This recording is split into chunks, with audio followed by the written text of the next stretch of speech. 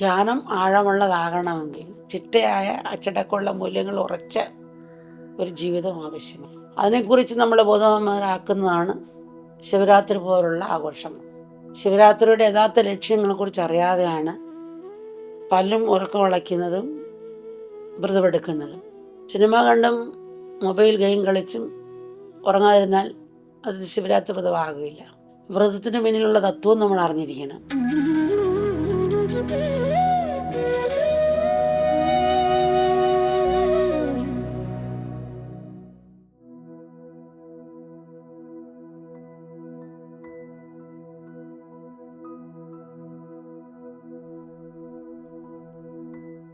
മുഗല രാജാവിൻ്റെ സംഗീത സദസ്സിലെ കാര്യം നമുക്കറിയുന്നതാണ്.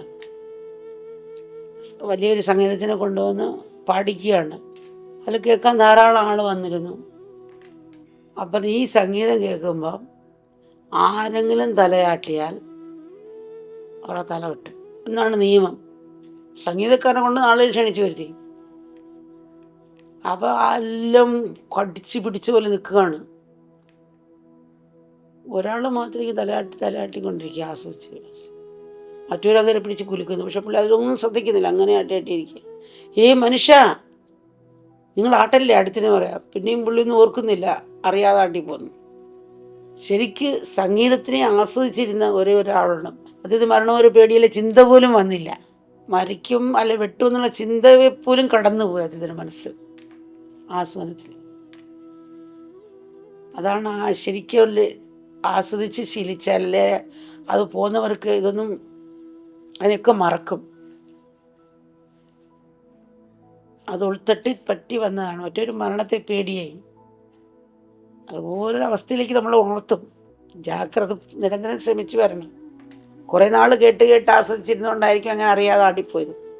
ഒരു പനിനീർ ചെടിയിൽ നിന്നും പനിനീർ പൂക്കളെ ഉണ്ടാക്കണമെങ്കിൽ കുറേ കാര്യങ്ങൾ ചെയ്യേണ്ടതുണ്ട്. ചെടിക്ക് കൃത്യസമയത്ത് വളവും വെള്ളവും കൊടുക്കണം. ഇടയ്ക്കിടയ്ക്ക് പുഴുക്കളിനുള്ളിൽ കളയണം. കീടുങ്ങളിൽ നിന്ന് രക്ഷിക്കണം. അതുപോലെ തന്നെ ധ്യാനത്തിൻ്റെ കാര്യം. ധ്യാനം ആഴമുള്ളതാകണമെങ്കിൽ ചിട്ടയായ അച്ചടക്കമുള്ള മൂല്യങ്ങൾ ഉറച്ച ഒരു ജീവിതം ആവശ്യമാണ്. അതിനെക്കുറിച്ച് നമ്മൾ ബോധവാന്മാരാക്കുന്നതാണ് ശിവരാത്രി പോലുള്ള ആഘോഷം. ശിവരാത്രിയുടെ യഥാർത്ഥ ലക്ഷ്യങ്ങളെക്കുറിച്ച് അറിയാതെയാണ് പലരും ഉറക്കം ഉളയ്ക്കുന്നതും വ്രതമെടുക്കുന്നതും.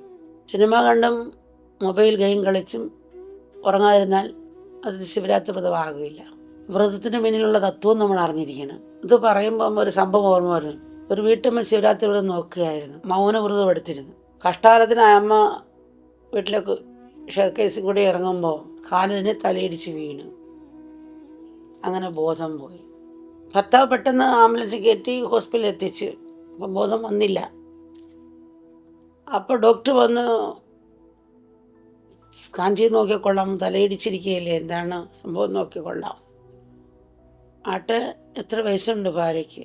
കുറച്ച് ഭർത്താവ് ഒന്ന് ആലോചിച്ചിട്ട് പറഞ്ഞു, അത് 52 വയസ്സുണ്ടെന്ന് തോന്നുന്നു പറഞ്ഞു. പെട്ടെന്ന് ഭാര്യ കണ്ണു തുറന്നു, മനുഷ്യ, 52 വയസ്സിരിക്കില്ല, 49 വയസ്സേ ഉള്ളൂ. ഇതുപോലെയാണ് നമ്മുടെ സ്ഥിതി. എത്ര വ്രതമൊക്കെ എടുത്താലും ശരീരത്തോട് ഉള്ള നമ്മുടെ ഭ്രമം വിട്ടുപോകാൻ കുറച്ച് പ്രയാസമാണ്.